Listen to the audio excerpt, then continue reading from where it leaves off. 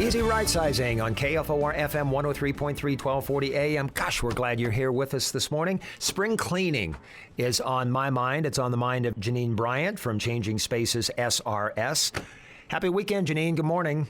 Good morning. Hello, Dale. Something cleansing about nice weather. It propels people to purge, and for some that can be maddening, but for the skilled staff at Changing Spaces SRS, there is a method to the madness, correct?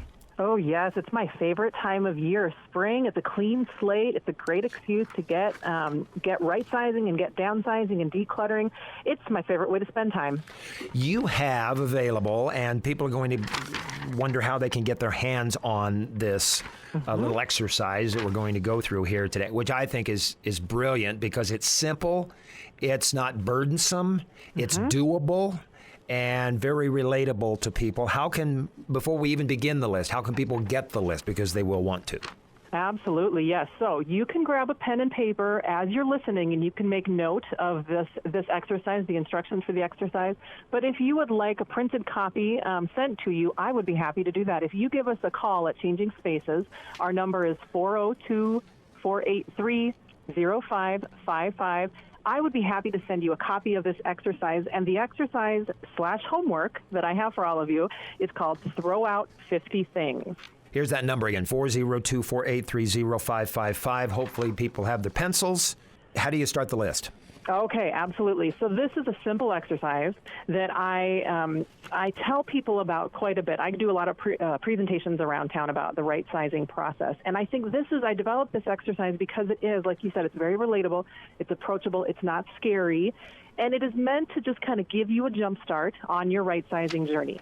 Now, the title is called Throw Out 50 Things, and I am going to run through 10 categories of items that are common clutter areas in people's homes. And I've been in a lot of people's homes. I've been doing this now 10 years, and I have been in hundreds of homes here in Lincoln, Nebraska. And I can tell you that each of these 10 categories is a category of items that people tend to very commonly struggle with: too much stuff.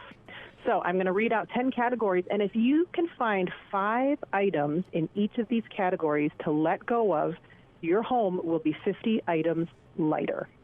Now, some of you, Dale, you mentioned to me before we started recording, some of you might need to add a 0 onto the end of that. Instead of 5, make it 50. Yep, that's right. 50 items in 10 categories. Then your home would be 500 items lighter. Wouldn't that be nice? Okay. If that seems overwhelming, that's why we start with throw out 50 things. The first category is something that pretty much everyone can relate to. You've got too much of this: books and magazines.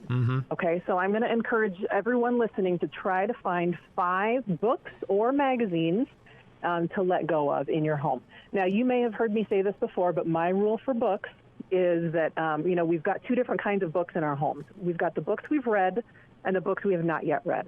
If it is a book you've already read and you don't intend to refer back to it, then let it go. Okay, pass it along to someone else. There's no reason to keep a book. It's not like a trophy. Once you read a book, you shouldn't just put it up on the shelf and say, "Oh, I read that book. I'm going to keep it forever as a sign that I read a book." You should let it go so that other people can enjoy that book after you have read it. And then magazines, I tell you what, this is something that my dear mother struggled with. And if you haven't read last July's issue of Better Homes and Gardens, you can let it go, because this next July, there's going to be another issue that comes out, okay? What I do in my home is we have one basket where we put all of our magazines when they come in the mail, and when that basket is full, then that's a sign to me that we need to start pitching some of the old magazines, or quite frankly, canceling the subscription if we're not sitting down and taking the time to read those magazines before the basket gets full. So to go through your home, try to find 5 books or magazines that you can let go of. All right. The next category, number 2, is clothing. Now, here I'm not only talking about shirts and pants and sweaters. Maybe you need to look in your sock drawer, your underwear drawer, your pajama drawer. I think we can all very easily find 5 items of clothing that we're no longer using, that we don't love. Maybe clothing that doesn't fit us anymore. I don't know about men, Dale, but this is something that women tend to do quite a bit. They keep a couple different sizes of clothing in their closet in hopes of maybe one day fitting into it again.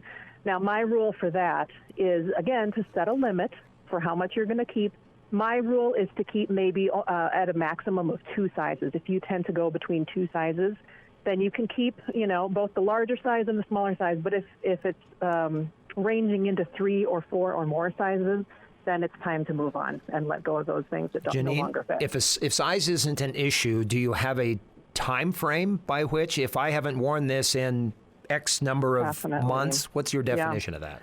Well, I think the easy answer would be, and if you haven't worn it in a year, you should let it go. Yep. And really, my answer to all of that is to just respect the limits of your space. So if you don't need a bigger closet, you need less clothes. So if you can't fit all of your clothes, or if you can just barely squeeze them all into your closet, that is a sign to let go of some, no matter how big or how small your closet is. You have to respect the limits of your space. Number 3? Number 3 is kitchen utensils and gadgets. So I'm talking about 5 items in your kitchen that you are no longer using. This might be the fondue pot that you got as a wedding gift 30 years ago. It might be a smoothie maker. It might be a juicer that you bought it with good intentions. You never use it. Try to find 5 things in that category that you can let go of. For me, last time we moved, this was several years ago, 5, 6 years ago, when I was packing up all of the things in our old house, I realized I had 3 cheese cutters, for instance, okay? And we don't have wine and cheese parties very often, so there's no reason I needed 3 cheese cutters. Those are the kinds of things that can tend to build up over time, and so you have to go through your closet, your cupboards, and your drawers on a regular basis to downsize. Number 4 is knickknacks. Now, I want everyone to think about what is the purpose of a knickknack that's sitting on your shelf. The purpose of a knickknack is to make you happy and to make your space beautiful. If a knickknack doesn't make you happy, and if you no longer think it's beautiful and all it's doing is collecting dust, I want you to let go of it. I want you to challenge yourself to find 5 knickknacks that are sitting around your home right now that you're ready to let go of. The next category is holiday decor. Now, for you, this might be Christmas, it might be Hanukkah, or maybe it's Easter and St. Patrick's Day and Thanksgiving and Halloween. And some people decorate for every holiday. So maybe you should find 5 items in every holiday to let go of.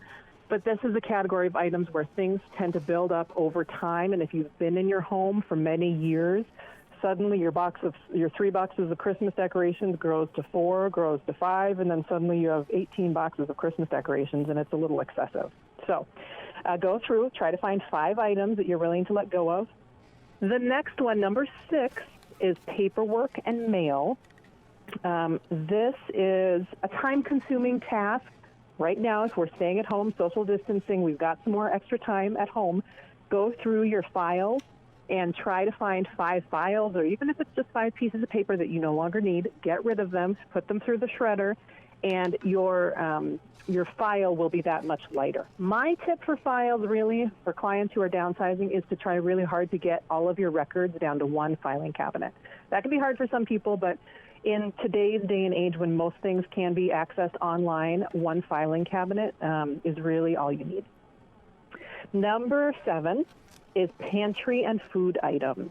I bet we can all, myself included, open up our pantry right now and we can find food that's expired, food that's rotting a little bit. This happened to me just last night. I went down to get a potato out of our pantry and I found one that's been in there way too long. I had to toss it out.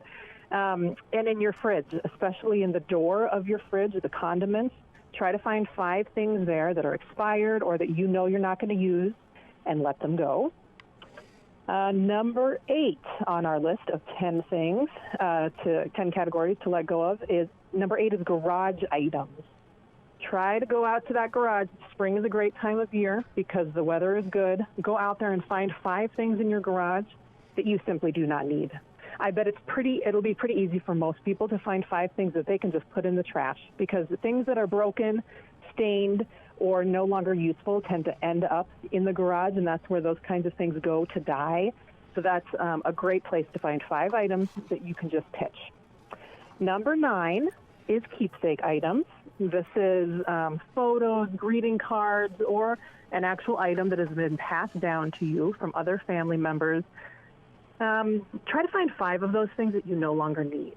Okay, it's great to save greeting cards from loved ones who have given them to you over the years, but if you save every greeting card that you've received by the time you're 80 years old, that's going to be a whole lot of greeting cards. So I'm going to encourage people to find 5 of those items to let go of. And then the last category is toiletry items. I tell you what, Dale, we helped someone move just a week or 2 ago, and we found a bottle of Advil in the medicine cabinet, and it expired in 1990. That's 30 years ago. So go through your toiletry items in your bathroom, pull out anything that's expired, pull out things that you know you're not going to use. Maybe they are bath salts or a lotion that you got as a gift, a smelly lotion, or old makeup that you're no longer using. Try to find 5 things that you can pull out of there and toss in the trash. Now, what happens, that's the total list of 10 categories. What happens when you find 5 items in each of these 10 categories to let go of is that it helps you really identify which categories on this list are your trouble spots. So you might go through this exercise, and then you might need to circle back and think to yourself, boy, number 5, holiday decor, and number 7, pantry and food items. Those are my trouble spots, and I really need to spend some serious time tackling those 2 areas in my home over the next couple weeks. So it's a great introduction to sort of what is in your house, and it kind of opens your eyes to your clutter trouble spots. So if you find yourself while spring cleaning saying, wow, I didn't even know I had that, or I didn't realize I had 3 of that, then you probably need to keep going, and this is a perfect list. You can get that list from Janine by calling Changing Spaces SRS 402-483-0555. Your book is another great resource, Janine. That's right. And I wrote a book this last year, and it's called Ready to Rightsize. And you can get that book. It's available on Amazon. It's also available on my website, easyrightsizing.com, and changingspacessrs.com.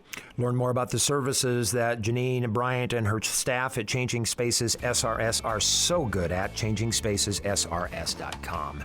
Join us every Sunday morning for Easy Rightsizing.